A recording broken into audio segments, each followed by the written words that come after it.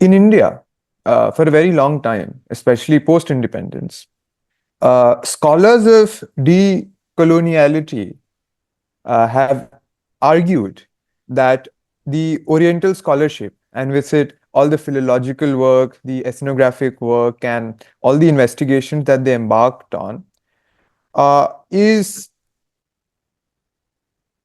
was for the fundamental purpose of reinforcing and justifying colonialism.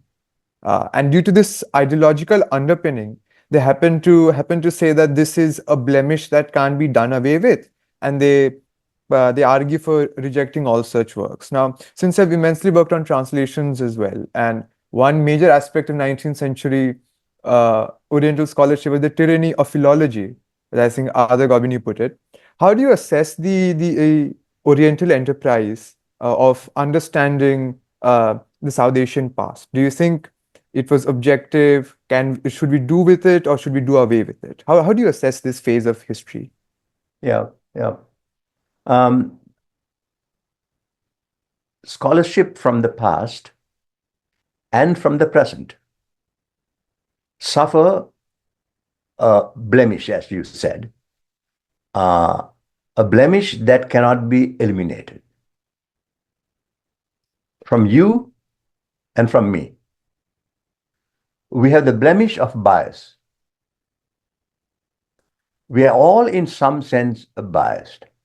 If I were writing, if my life trajectory did not bring me to the places where I have been, what I write would have been somewhat different. So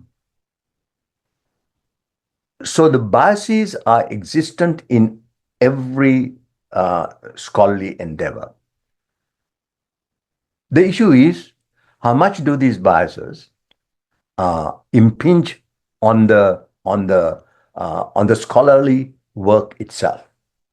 Let's take what was done in the 19th century and the early 20th century, right?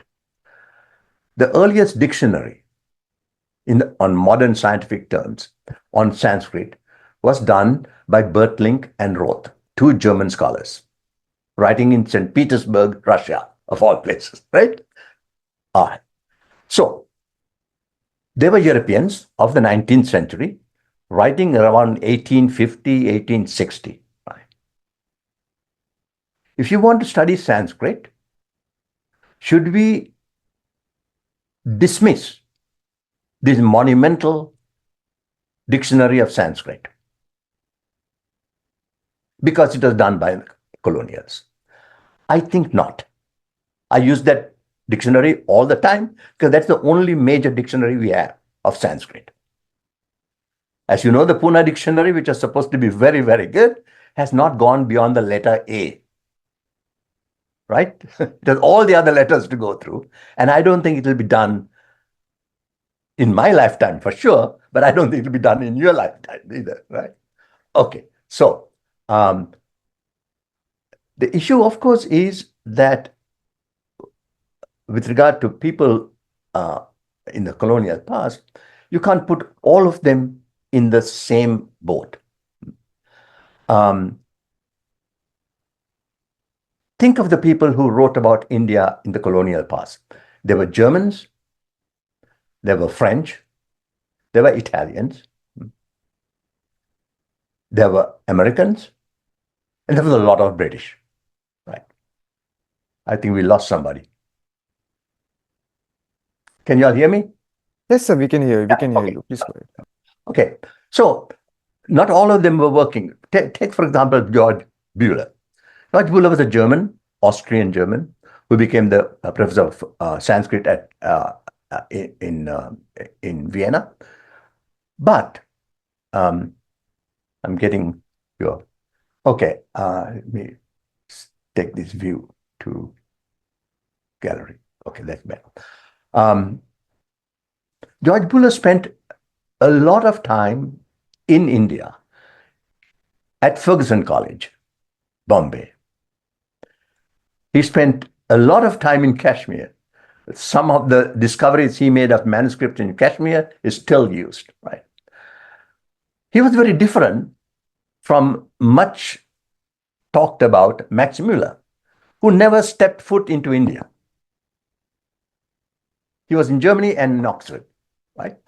So what I'm trying to tell you, people, is that not everybody who wrote during the colonial period was a colonialist, or if he was a colonialist, not everything you do, for example, let's take A. Keith, who did a lot of work on Vedic texts, and the only Brahmanas that were translated even today into a modern language were done by Keith and others, the Shatapada Brahmana by Egelin, the Aitreya Brahmana by Keith.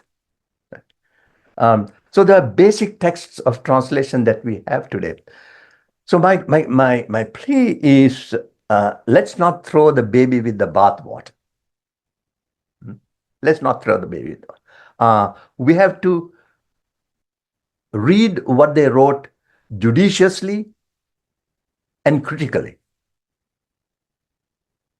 But not reading them is a cop-out, right? To critique somebody, you should know what they're saying. You brought the term philology.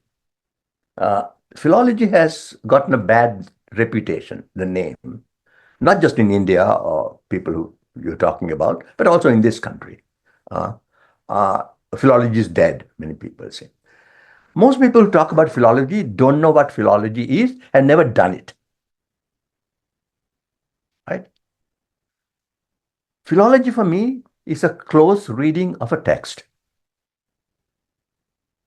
That philological work is the greatest honor one can give to a person in the past who wrote something that we are reading today. We are taking that person's words seriously.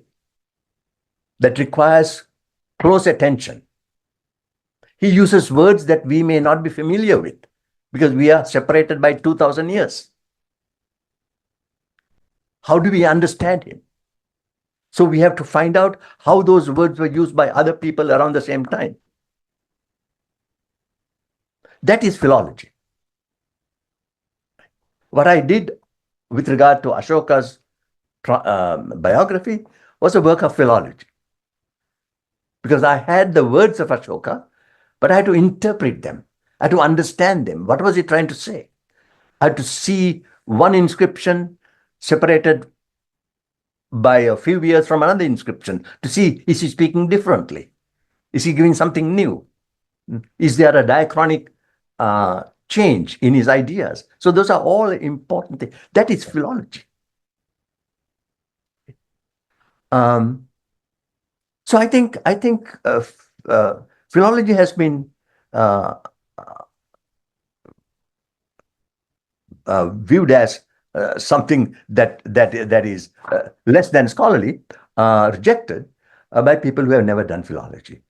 That's what I think is. Because if you think of philology as close reading of texts, if a text is worth reading, then it is worth reading closely, understanding what that author was trying to tell us, having respect for that author, not reading a translation of the Upanishads and thinking that you know everything, because the translation is given, mediated by somebody else who is trying to tell what the author was trying to say. So philology requires the knowledge of the language, which is not easy, as you all know. I'm sure many of you have done linguistic work. Learning a new language is not easy. Learning an ancient language is even more difficult. That is the respect we give to the people we study. If you can't do that, then we should probably not study that period in history. That's my view of this whole controversy. I don't think it's a controversy of philology, I think. Okay, let's go. Thank you, Professor Olivelle, for that wonderful answer. I'm Anshul. My question to you is that in the construct of a civilization per se, it has occupied like a very central role in historical scholarship in India, and particularly in the present day context. But it also Right. dates back from like colonial times when such a construct was invoked by nationalist historians to sort of present a particular vision of India's past. Even Marxist historians like Kosambi, for example, would accept that the essential continuity of Indian civilization is there amidst, like, he has mentioned vestiges of living prehistory, right? So, in your sort of assessment, is this an oversimplification, or can we indeed have like an essential civilization that underlies the vast span of Indian history? Yeah. So I use the word Indian civilization all the time. So I don't think that's something that we need to get up. But we need to realize that every category humans make does not refer to always something out there. When we say a tree, the term tree, for example, we know Sora more or less what. But when you come to the fringes, is it a shrub? Is it a plant? Is it a tree? Our categories, classifications are our own experiences and knowledge. Indian civilization is like that. We see some things happening in a particular geographical area, and we think that there are certain continuities in mythologies, continuities in religions, continuities in architecture, continuities in human beings, genetics, right? So I think we may think that we can establish a certain something over there that holds together, and we call it a civilization. We call it. Is there something essential? I'm always suspicious of essences when you are dealing with history. Essence comes from the Aristotelian philosophy that distinguished between essence and accident. Essence was unchanging, permanent, durable. Accidents change. So Patrick Olivelle is that essence, he would say, remains unchanged. As I grow old, I became bigger, I lost my hair became gray, I have wrinkles, I'm not what I used to be when I was 20, right? That's accidents, they say. I don't believe there's such an essence in anything, especially in civilization. Indian history, all of you are historians, is so vast, so cumbersome, so regionally, ethnically, linguistically diverse. Because of that, it is so rich that you cannot boil it down to an essence. The best I think we can do is to use the category that the German philosopher Ludwig Wittgenstein did, called family resemblances. Two boys look alike, so they must be brothers. But there's nothing really essence there that you can point to. Maybe today you can do genetics, right? Okay. But family resemblance is not an essence, but there are similarities that make certain cohesiveness. And I think we can do that with regard to India, Indian civilization. But there's, I prefer always in my historical work diversity over uniformity. Diversity brings richness. Diversity says that people are living fuller lives. Everybody is not doing the same thing. It's not like a Lego block all carved the same way. People are different. People have different thoughts. Indians spoke literally dozens of languages. So are we going to say that the person who is in Tamil Nadu in a village thinks and does the same thing as a person in Kashmir? I'm not talking today. I'm talking about 1,000 years ago now, right? So this is always the problem for me with regard to this civilizational issue. I'm willing to admit that there is a certain cohesion in India, right? You can say a certain thing in Tamil Nadu that will be understood in Kashmir or Bengal, but would not be understood in Japan or England, right? So there is a certain, there is that, and that is important, understanding. But also equally important, or even more important, to understand what do the Tamils do differently from the Kashmiris and from the Bengalis and from the Gujaratis, right? And that is, I think, an important point. What do you do with the Sri Lankans? Do they belong to the Indian civilization? Or are they separate? You see, the problem, once you get to the extremities, it becomes very, very difficult. Where does this Indian civilization end?